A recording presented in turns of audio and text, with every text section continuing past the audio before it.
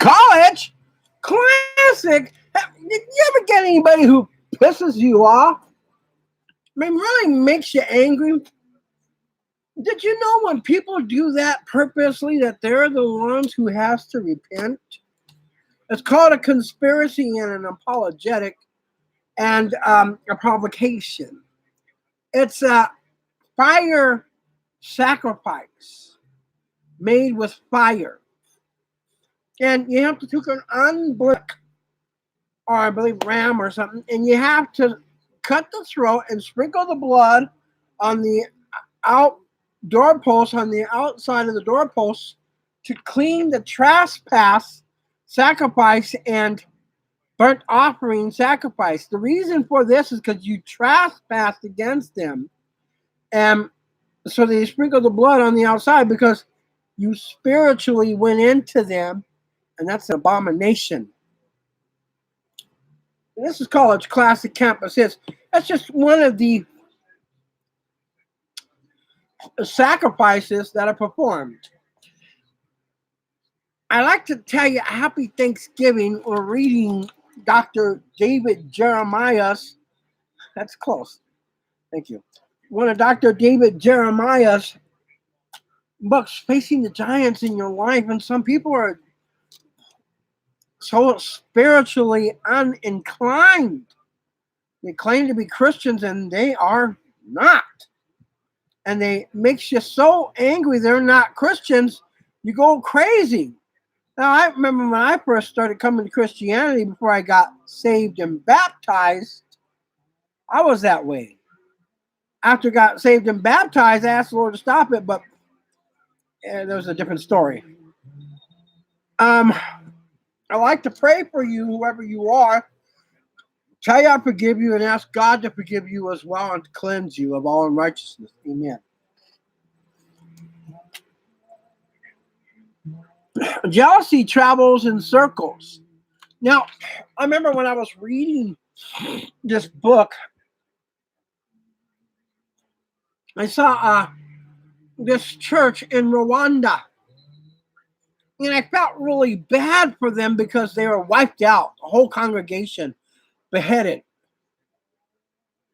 And where their flesh and bones were, I'm not sure. I believe they were on the outside of the church, but the heads were inside the church in a big pile of skulls. And before they became heads, somebody said it was flesh tossed into a big pile with heads or skin on it. Now, from what I understand, it didn't have flesh on it. It had meat and muscle around it. So they took the skin off somehow. And the limbs, they probably did the same, because when we watched Two on the Road, we saw the limbs and they didn't have any flesh over it, just flesh under it. And when the ostriches went to go eat the flesh, they pull it out and you can see the muscle come right up from the flesh, and their flesh was red. So they obviously had peeled away all the flesh. Now they use that flesh for cosmetology surgery. Did you know that? That's crazy. But they cut up the side right here and they peel it off around about, and they put it into these things where they ice it and they liquefy it, and these things lay in bundles. And they use it for cosmetology surgery. Now, I know that's crazy and that's disgusting, but they do the same thing with the organs, and they sell them, and it's called the black market. And it's illegal, and you can go to jail for the rest of your life if you purchase one of those livers, one of those kidneys, or one of those eyes, or anything of that stuff.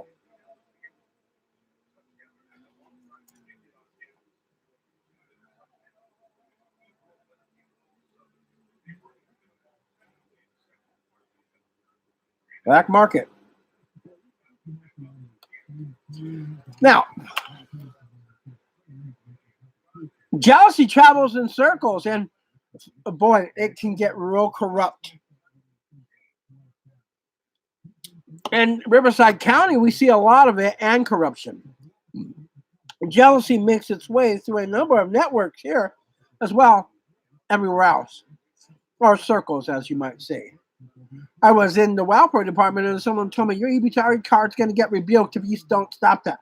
And there was some woman there, and I said, "What am I doing wrong?" She says, "You're making fun of ISIS." I said, "How are you going to rebuke my EBT card because I'm making fun of ISIS?" And just got quiet. And sure enough, my EBT card got rebuked. And witchcraft comes in all kinds of different forms. They put it all over your house, and if you see it, it might shock you because witchcraft is everywhere ever since a certain person came into office. And to be aware of a favorite pathways is to be forearmed against its power. Jealousy travels in proprietary circles.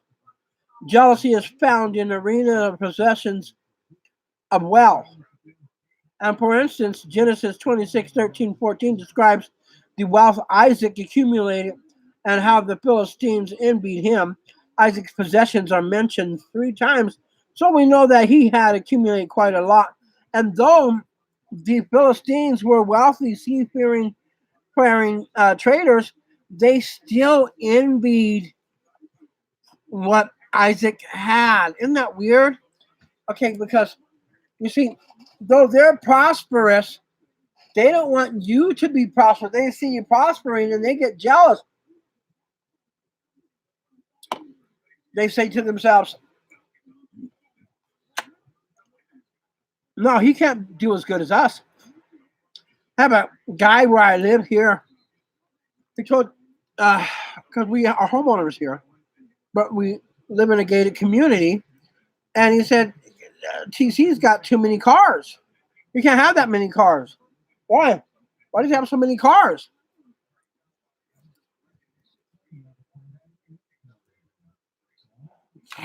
And next thing I know, they want me to move all my cars.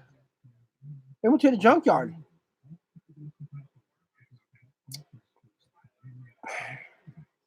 So the Philistines were wealthy, fair trading, but they still envied what Isaac had. Jealousy can easily get a foothold among the wealthy. It's easy to want just a little bit more than we already have. Somebody said, "Take him to court and sue him." I said, "I'm thinking about it." To be sure, it is possible to have wealth and not envy what anyone else has. God has blessed many Christians with significant wealth, and many of them have learned to live with gratitude toward God instead of envy toward others. But generally speaking, jealousy and envy have an easy time stirring up trouble in the circles of the wealthy.